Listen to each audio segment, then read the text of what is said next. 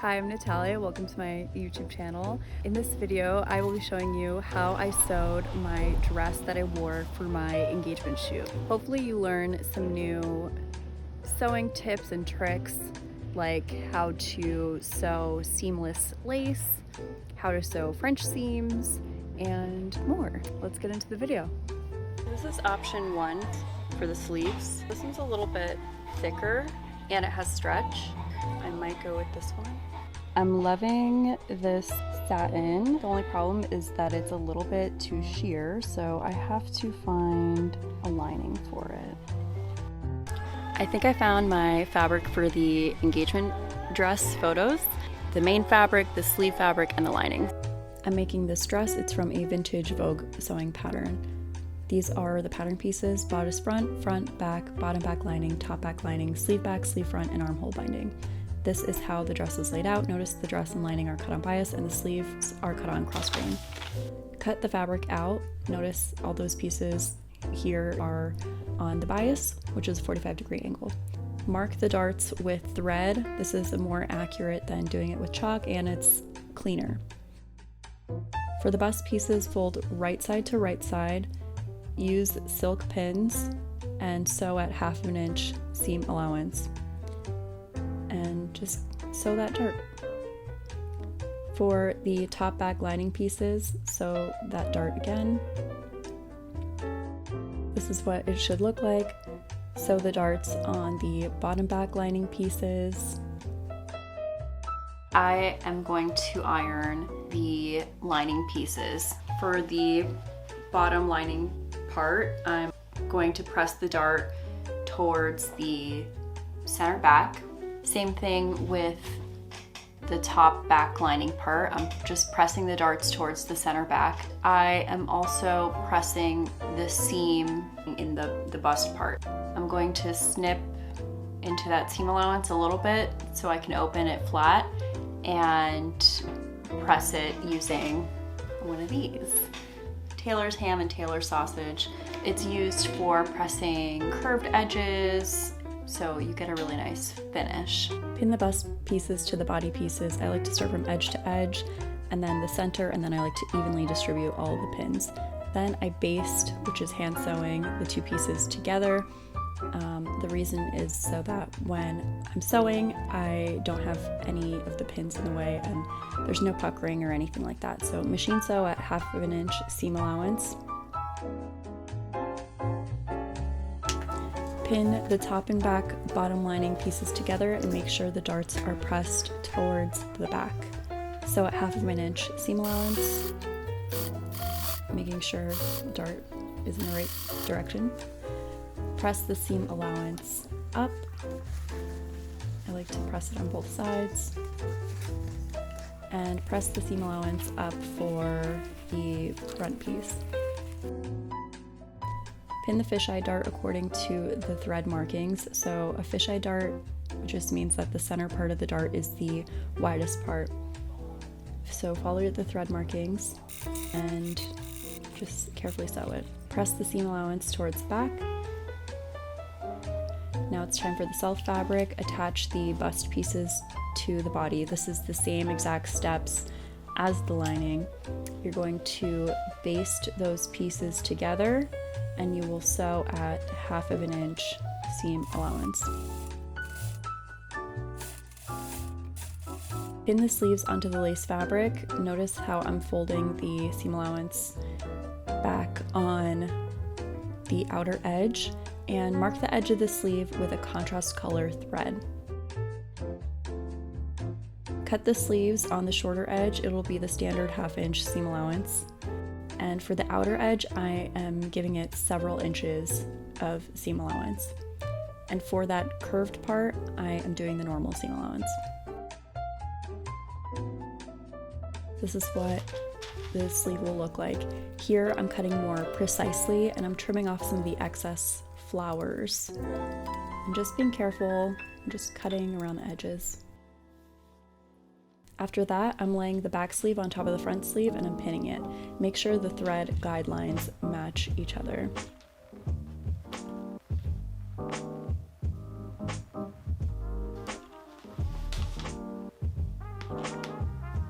Baste the two pieces together along this line. I will sew around these flowers that I'm showing you, and slowly and carefully sew around the edge of the floral motif that is overlaid. So this is a close-up view, real time.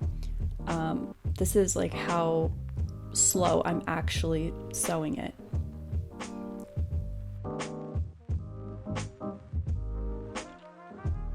Flip the sleeve over and trim the excess lace sticking out in the back. So notice there's a lot. I'm just doing a quick trim. Then I go in with a smaller pair of scissors and I carefully trim the lace in the back. Make sure you don't cut both layers, just cut the back layer. This is the seamless seam. These are two pieces joined together. What I did is that I overlapped the fabric, and then as you can see, well, I mean, I hope you can't see, I carefully cut out the flowers right by the edge. I pinned it on, and then I carefully sewed around these flowers, and then I trimmed on the front, and I also trimmed everything on the back. I still have to continue trimming, but as you can see, it's like a wavy line according to where the flowers are, and you can't see the seam. If I had done it the other way, it would just be bulky. You would see this like ugly seam, but here it just looks like one beautiful piece, as if it was just one piece of fabric. So it looks great. Okay, now for the other seam, we will be doing a French seam. So pin the sleeves wrong side to wrong side and sew at 1/4 inch seam allowance. Then trim half of that seam allowance, so it'll be 1/8 inch. Flip it inside out and press the sleeve. You want to make sure this edge is pressed really well, and sew it at 1/4 inch seam allowance.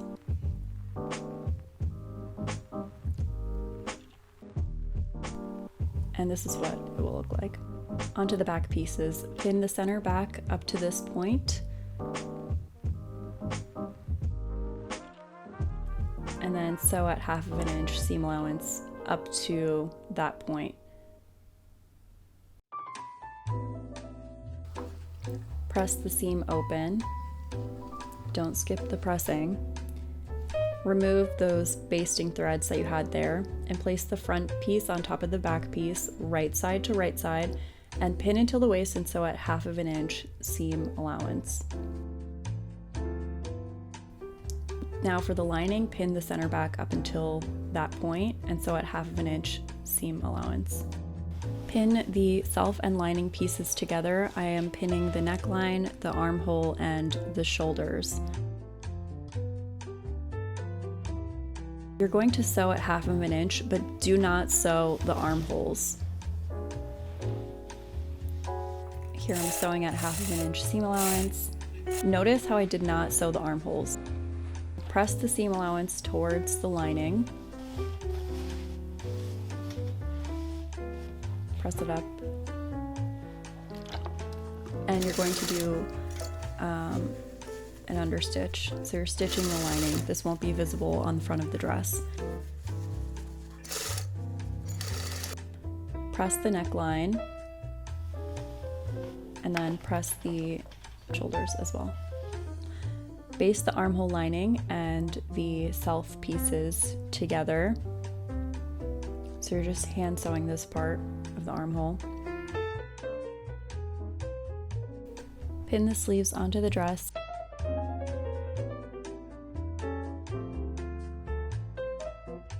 Baste the sleeves onto the dress. And sew the armhole at 1/2 inch seam allowance.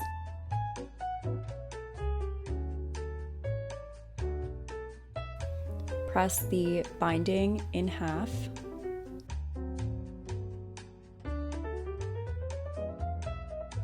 pin the binding onto the armhole. Leave a little excess on the edges. Sew at 1/2 inch seam allowance. Trim the seam allowance down and fold the binding to cover the raw edges. You can machine sew this or hand sew. I think hand sewing is a little bit easier and looks a little nicer, so I hand sewed it closed with a whip stitch. We're pretty far along with the dress. The sleeves are pretty much all the way in. I hand sewed the bias binding in there. I didn't do the bias binding on the top part of the sleeve yet because then you'll see a white line and I'm not sure if I want that look, so I might turn the lace on itself and stitch it down that way. As you can see, the side seams are not sewn yet, and the reason there's this excess and wider seam is so that you can try it on your body, see if you need a little more room in the hip area. My plan is to baste the side seams closed for the body and for the lining, try it on, and then I am going to sew the side seams on the machine. Pin the side seams and baste the side seams.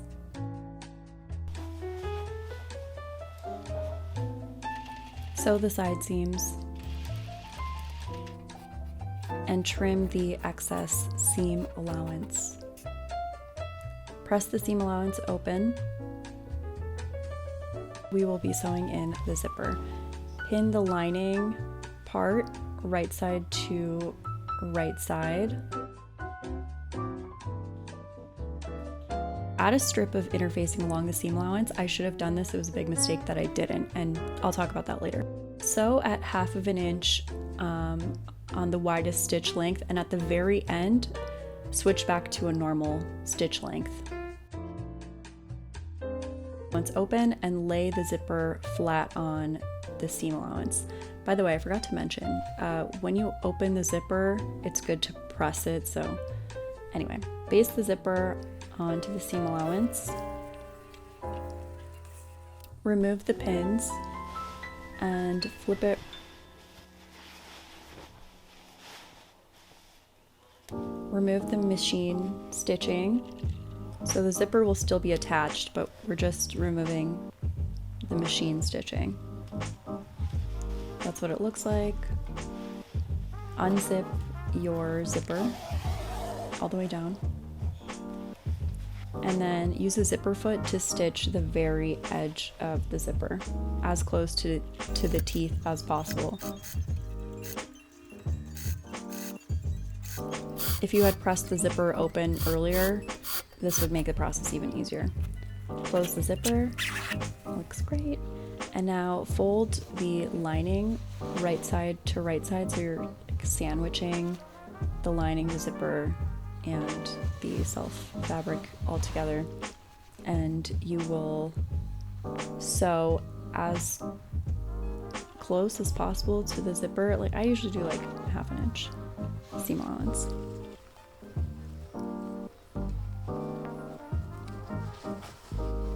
And that should give you a nice zipper. I will link a zipper tutorial down below that I learned in fashion school. So, last night I tried to sew a zipper in the dress and it looked beautiful, like flat. The zipper inserted looked beautiful. But when I tried it on, different story. The dress was like completely rippling and wavy on the back and I couldn't figure out why. And then I looked it up, and if you're using a fabric this thin and flimsy, the seams need to be stabilized so the zipper doesn't ripple. I was really disappointed. I realized I had two options. I could either take the zipper out, stabilize the seams with a woven interfacing like this, or I can just make this dress into a slip dress. So that's exactly what I did. The back it lays beautifully when worn. And I personally have no trouble getting this dress on and off. The neckline is pretty big. It's a non-issue for me. The next steps going forward, I have to finish the sleeve cap. The pattern wants me to do a binding, but I don't want this harsh white line. So my idea is to stabilize this sleeve cap with the woven interfacing, fold it over at 1/2 inch, and do a zigzag stitch along the sleeve cap. After that, I have to figure out the length of the dress and the hem. I feel like I'm gonna make this dress a little bit shorter. I will probably do a baby hem because of how thin this fabric is. Pin the interfacing tape on the top of the armhole, and I'll be sewing right in the middle of that, right at the center of the interfacing tape. I'm also tucking in that bias strip. Fold the seam allowance down 1/2 inch and pin it and zigzag right at the edge. We are almost done with the dress. I have to trim off this excess part. This part just protects the scallop while it's in the roll so it doesn't get damaged. I am thinking of adding some lace applique on this part. I am thinking of cutting out the individual lace pieces and hand stitching them on. I haven't fully figured out where. Still have some scallop edges left as well, so I could potentially add the scallops up here. The only thing I want to change about this dress is maybe take it in a little bit here and here. The neckline's like a little bit too, when it's resting naturally, it just falls, and I want it to be a bit. But other than that, I think it's beautiful. Cut out the lace florals. For the hems, sew a 1/4 inch guideline. Fold at the guideline and sew at the very edge of the fold. I'm doing this for both hems. Trim down the seam allowance. Fold it over again and top stitch. And that is how you get a beautiful baby hem. It's very easy to do.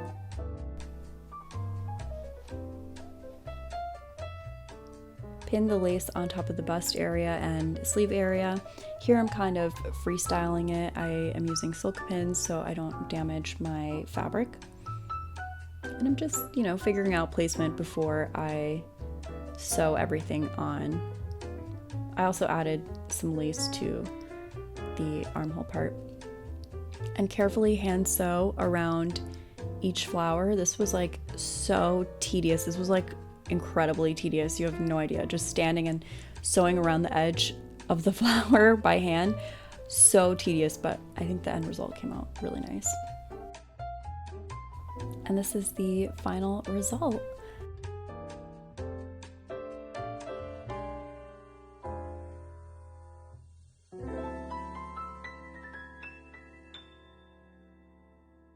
Thank you so much for watching this video. I really hope you enjoyed it. Like, comment, subscribe, and I'll see you in the next one. Bye.